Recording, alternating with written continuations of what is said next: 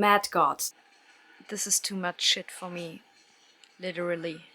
Twin Peaks. Leo Johnson be kinda cute though. Where's my shirt? The word for world is forest. Do you consider the native elves human or not? I don't know. But you had sexual intercourse with one. The self was wife. Would you have sexual intercourse with a female animal? Shots fired. The void. Blue.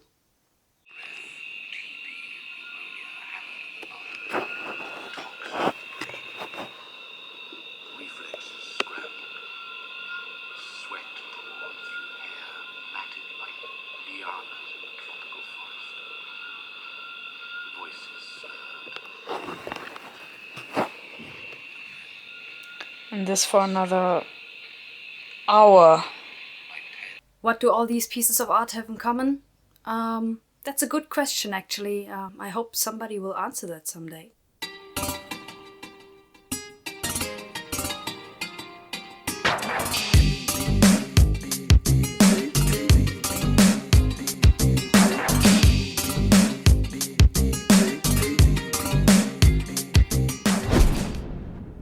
Hi, I'm Inka and I'm currently working on a military cosmic horror story called MSV Shelter, while doing videos about how I'm failing to do so.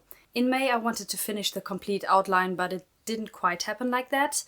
I saw a TikTok description this month saying I'm either inspired or productive, but never both at the same time, and I've never related to anything this much. I wanted May to be where I do all the plotting while finishing my story, and I didn't do either. But I did do a deep dive into plotting and outlining during May, and I came up with some things, some theories on how to approach it all. I just didn't finish it, and that's why I am now crowning June and July the months of outlining.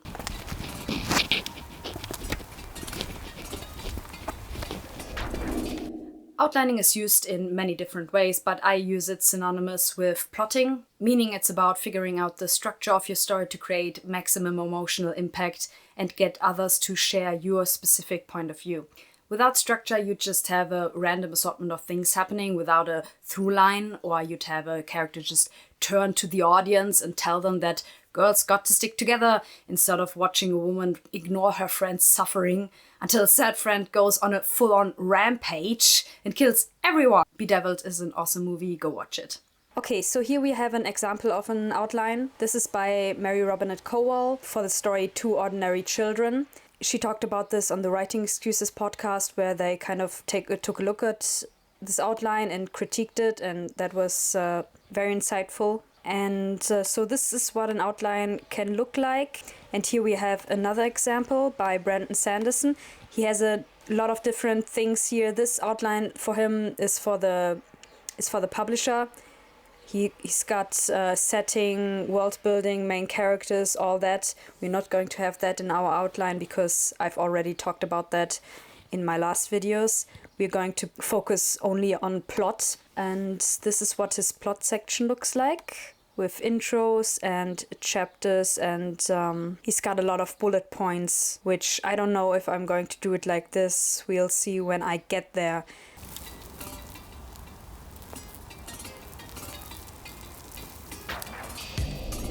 Humans love structure. I definitely love structure. We hunt for it everywhere and we love seeing things just come full circle. I've always been a huge plotter / outliner, whatever. I'm very bad at just writing by the seat of my pants because I inevitably feel like I've missed so much of the potential of the story. I only really pants a story if it's short, like my novella Misery Tourist, and or if it has a very simple through line where I can follow just one character, like a novel of mine that I haven't finished yet called Down the Pit It Chimes. If you can finish a book without planning anything at all the more power to you. I know somebody like that and I simply do not understand. You guys must be geniuses because I can't hold an entire story in my head.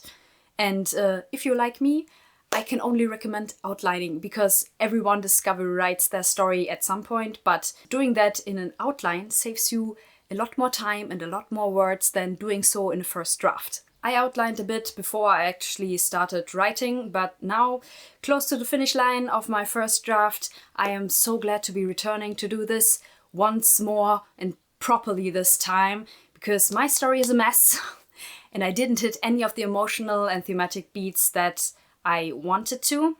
Just so many scenes that I fantasized about didn't end up in the story at all, or if they did, they weren't what I imagined them to be because I hadn't set them up properly or hadn't given them the time to let them breathe.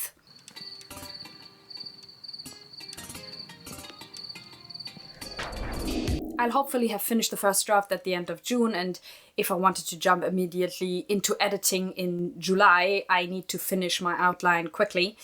If you've seen my other videos, you might be wondering why this one is so short. And that is because this is only the introduction into my video series on outlining. I've separated my outlining process into 8 videos with corresponding homework, and the plan is to finish one homework each week and make it into a video. And obviously not everyone likes to outline, it's a spectrum, and I happen to fall on the neurotic end of things, but because the process is cut into parts, you can just watch the ones you like or think are important and leave out the rest. Just start writing whenever you feel ready. You can even watch them out of order to follow the way you organically create stories. I certainly don't take it from the top, but we're going to talk about this later.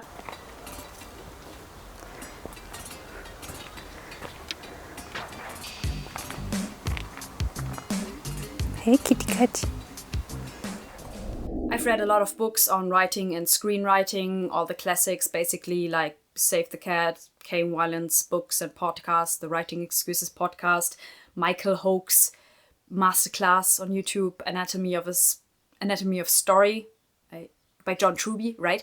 And a bunch of other books, and I love them. I truly do. But I also consumed a lot of different media this last month. It started out with a bunch of cosmic horror movies to get inspired for the book I'm currently writing, and sci-fi books for the same reason.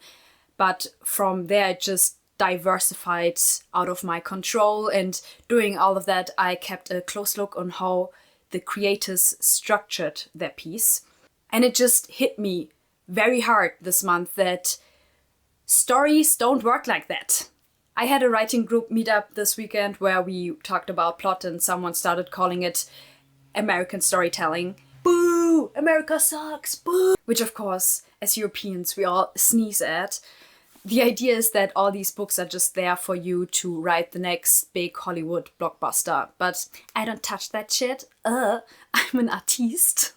My story idea literally came from Call of Duty. My big sister, who's honestly probably the only one watching this video right now, love you, is going to have a field day with this, because I can clearly remember us talking about this way back, and I was just fresh off another structure and high off a new concept. And she came at me with the same old argument that every plotter has to defend themselves against eventually. Won't all the structure make your story formulaic? And I'd say no, because it's just a template that you fill in all the weirdness inside your head. And if it does make it a bit formulaic, honestly, I think I need that. But now I know she's right, to some degree anyway. Because after relearning the 7-point structure, I looked over at my shelf and at my 2 favorite book series of all times, Dune and The Three-Body Problem. And they don't work like that. They don't even have real protagonists who all these structure books are so adamant about having character arcs for.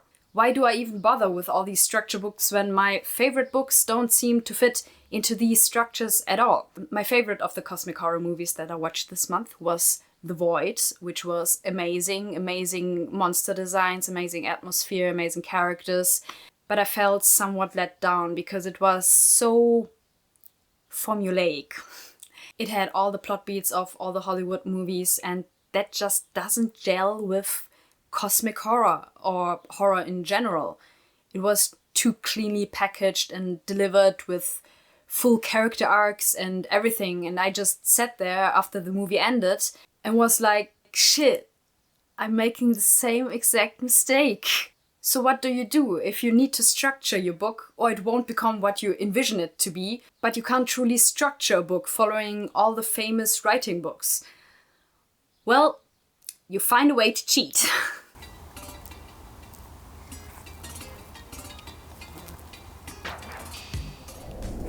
My goal with this series is to find outlining tools that are universally applicable in whatever weird story you and I want to write. Something that won't limit your storytelling in any way, but frees you up to get the best out of your story. So I took a step back, and instead of looking at other writing books, I looked at artists. And by taking a closer look at a bunch of different writers like Brandon Sanderson, who is always so generous with his time and advice, his Writing Excuses co-hosts, Mary Rabinette Kowal, girl crush, honestly. She talks a lot about the mice quotient, which will come into play later. And Dan Wells, who also writes a lot of horror. Lee Whannell.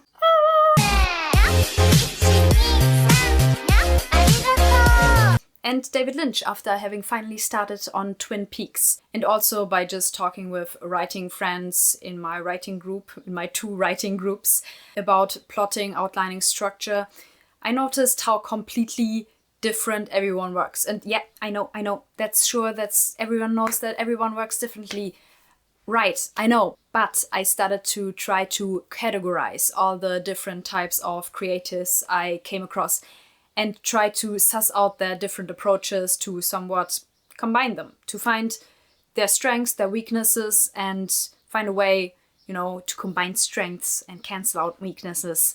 Maybe use like Lee Whannell's concept and twist-heavy writing style, add David Lynch's striking imagery and like intuitive emotionality, and do all that while creating amazing storylines that thread and weave towards a huge finale like Brandon Sanderson. Again, I lost my mind, I know. If I do something, I have to do it properly, and a simple, come here child, here's your 7-point plot structure, go home and fill that out until Monday, just wouldn't cut it. I've created my own structure back in the day, okay? And I love it, I still do, and it's going to come back in a video down the line. But plot beats and character arcs, they are just small little cogs in the great machine that is the whole outlining process. So while trying to figure out how each of those writers creates a story, while also trying to figure out how to write this video and structuring my personal outlining process, I realized that the difference between all these artists are that they just start at different levels of outlining. Some guys come up with the big idea first, the pitch, you might say, and go from there, like Lee Whannell. Others start with scenes and retrofit the plot around it, like Brandon Sanderson. Then there are these weirdos who want to explore a certain relationship or strange emotional situation, like myself, and I found out a colleague of mine in the writing group. Or I also have 2 friends who write for prompts. For them, the structure of the piece often comes before anything else. In this video series, I'm going top down from the broadest outlining levels, like the pitch and the premise, where you just get an eagle eye view, is that the right word? I don't know. Of the story, to the plots, the sequences, chapters, to the smallest unit of story, which is the scene. I'm not going to start structuring paragraphs and sentences. I'm not that crazy. I did think about it though. What you should not expect from this video series. I am not here to tell you how to sell your books. I'm the least qualified person to do so. This series is all about you and me figuring out how our books are going to work. So the pitch, even though commonly used as a marketing tool, is going to be used a lot differently here. We are also not going to talk about writing a blurb or a short outline to send to publishers. What you can expect is 1 video every Friday, each covering a level of outlining and providing different tools to keep the process as flexible as you need it to be. Now, finally, let's go through these aforementioned levels.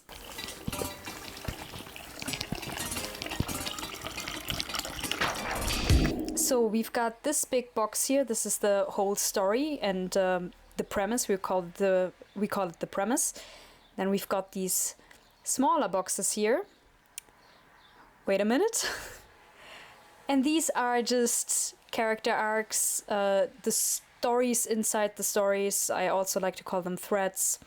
And then, if I get this, oh my god.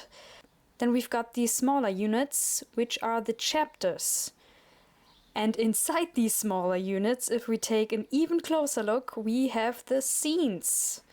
Next Friday, we're going to tackle the pitch, the premise, and the plumbing of the promise of the premise in level 1. Like I said, this is the eagle-eyed, I still don't know if that's the right word, eagle-eyed view, is that right?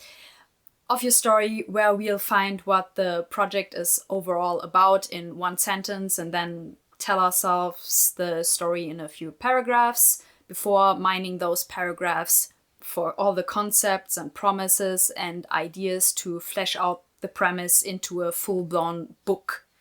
This exercise is called Plumbing the Promise of the Premise, and it's an amazing brainstorming technique that will be helpful when you sit down in front of a blank page and don't know what to write about next. You can always just come back to this well of ideas and pick one of them.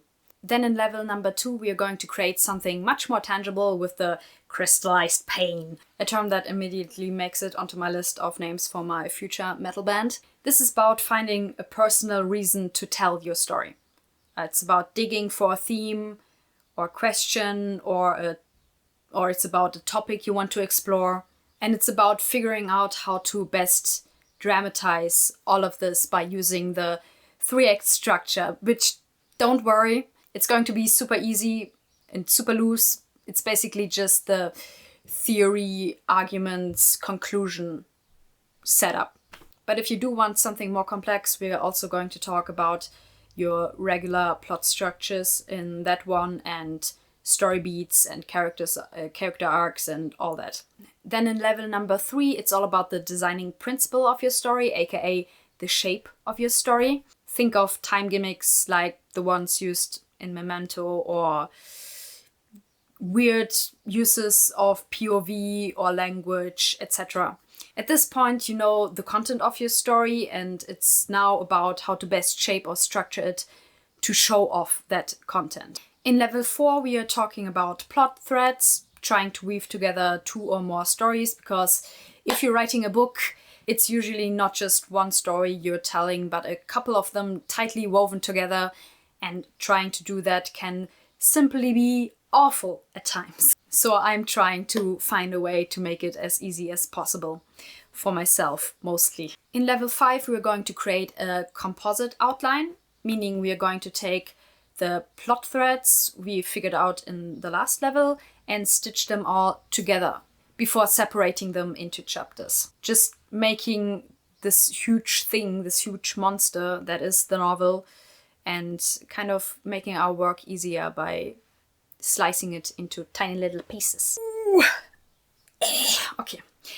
Then level 6, if you're still here and not already halfway through writing your story, we're going to make chapter outlines. We're going to take the chapters from the composite outline and flesh them out like they're their own little mini episode. And then in level 7, we're going to make scene cards. We're going to make all the scene cards and give them the same treatment as we did with the chapters and just fleshing them out into short little mini episodes or short fiction, basically. Writing scene cards for like 70 scenes in a week, because that's just definitely doable.